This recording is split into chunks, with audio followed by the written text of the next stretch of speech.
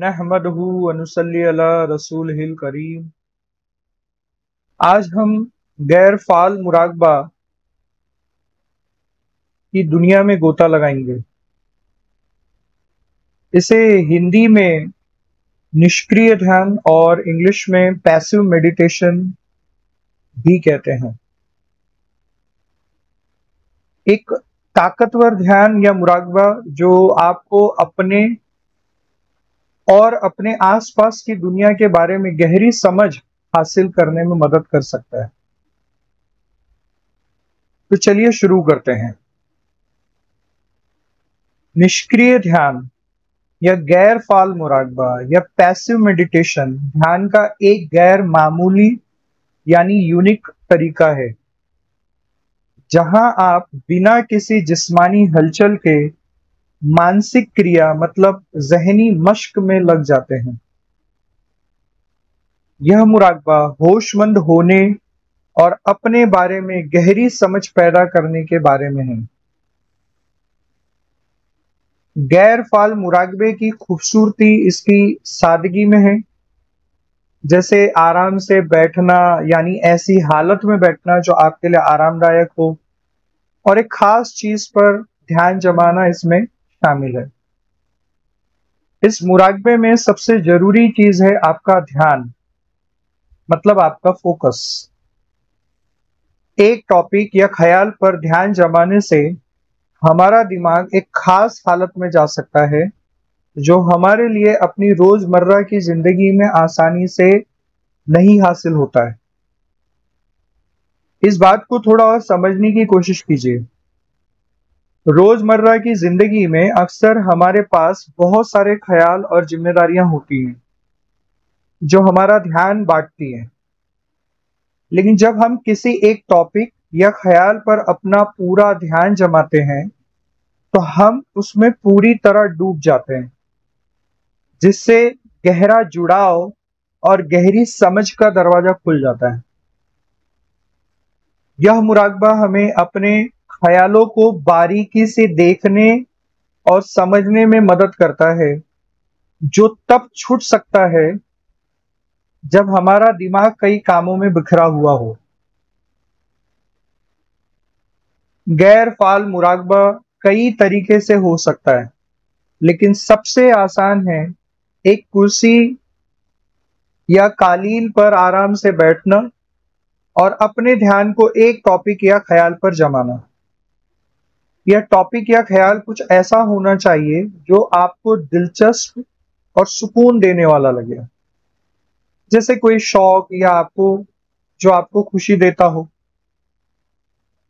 चाहे तो आप किसी पसंदीदा शौक, एक सुकून देने वाली छवि या शुक्र और हमदर्दी जैसे एहसास पर ध्यान जमा सकते हैं। यहां जरूरी बात यह है कि इस चुने हुए मौजू यानी टॉपिक पर अपना ध्यान जमाएं और अपने दिमाग को इसके साथ पूरी तरह से जुड़ने दें। तसव्वुफ में हम आम तौर पर मुराकबे के दौरान दोनों आंखों के बीच अपने पीरो मुर्शिद के चेहरे पर ध्यान जमाते हैं, जिसे तसव्वुर शेख कहा जाता है। जब आप गैर फाल मुराकबा करते रहेंगे तो आप होशमंदी और अपने आसपास की दुनिया के साथ अपने ताल्लुक, इसकी एक बड़ी हुई समझ को नोटिस करना शुरू कर देंगे। यह खुद की खोज का एक खूबसूरत सफर है। अब गैर फाल मुराकबा कैसे करना है और उसके बारे में बात करते हैं। सबसे पहले एक पुरसुकून और आरामदेह जगह ढूंढ लें जहां आप आसानी से डिस्टर्ब ना हो। एक ऐसा माहौल बनाएं जो आराम और सुकून वाला हो। अब एक ऐसी बैठने की पोजीशन ढूंढें जो आपके लिए आरामदेह हो। आप एक कुर्सी पर पैर नीचे रखकर बैठ सकते हैं या तो किसी कालीन पर पैर मोड़ कर बैठ सकते हैं। ध्यान रहे ऐसी बैठक चुनें जो मुराकबे के दौरान तनाव ना पैदा करे और साथ साथ आपको होशमंद रहने में मदद करे। एक बार जब आप तैयार हो जाएं तो अपना ध्यान चुनें। यह एक सामान, एक छवि, एक ख्याल या एक गुरु मंत्र यानी आपके पीर का दिया हुआ जिक्र हो सकता है।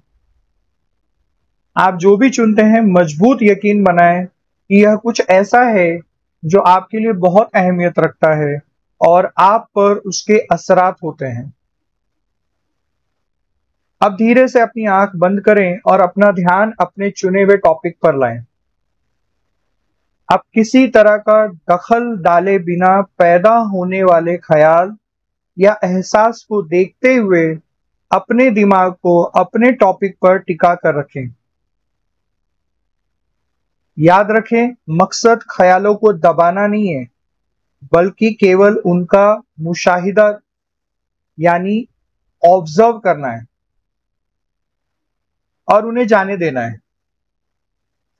हर बार जब आप अपने मन को भटकता हुआ पाएं, तो धीरे से अपना ध्यान वापस चुने हुए टॉपिक पर ले आएं। शुरुआत थोड़े वक्त के साथ करें और धीरे धीरे वक्त बढ़ाएं। इससे आप आसानी महसूस करेंगे।